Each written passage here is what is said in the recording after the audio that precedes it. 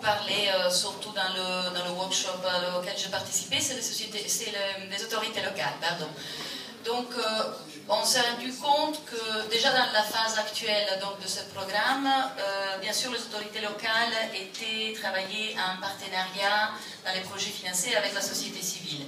Mais on s'est rendu compte du manque de la nécessité plutôt de renforcer leurs capacités, justement pour s'engager dans un dialogue avec la diaspora et la société civile.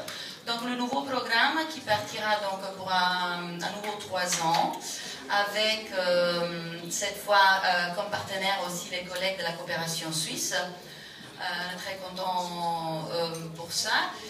Donc on va partir, comme je disais, pendant 3 ans. Cette fois, malheureusement, sera la moitié du montant. On a dû faire avec ce qu'on nous restait, donc 7 millions. Et ce qu'on est en train de faire dans la phase actuelle et servira dans la nouvelle phase, c'est un mapping des bonnes pratiques mises en œuvre par les autorités locales en partenariat avec société civile, diaspora, syndicats, dans les pays tiers. Et ce mapping nous donnera donc, comme je disais, une idée des bonnes pratiques. Et parmi ces bonnes pratiques, on va en sélectionner le nombre pour lequel on a le budget. Mais cette fois, ce qu'on fera, donc, ce ne sera pas financer de nouveaux projets, mais justement renforcer, bon, en anglais, je sais pas, en français, je parle le mot, c'est upscaling. Donc prendre ces bonnes pratiques et les renforcer, donc les continuer si nécessaire. Ça c'est une composante. On va faire de la formation, on va continuer avec la formation autorité locale et il y aura la troisième composante qui est le networking. Donc on va continuer l'exercice de networking autorité locale, société civile, diaspora. Bon, ça c'est pour une initiative concrète. Et alors, juste ce que je voulais vous dire, à nouveau j'ai eu l'occasion d'en parler.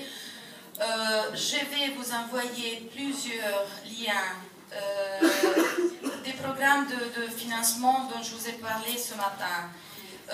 Comme je disais, de la liste de projets qu'on vient de financer. Je vous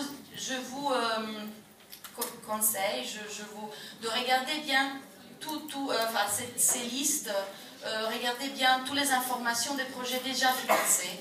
Essayez de travailler, de vous mettre en consortium avec quelqu'un qui a déjà eu des fonds, quelqu'un qui a déjà donc, des connaissances de nos procédures tellement lourdes, mais qui pourra donc voilà, vous permettre d'accéder à nos fonds.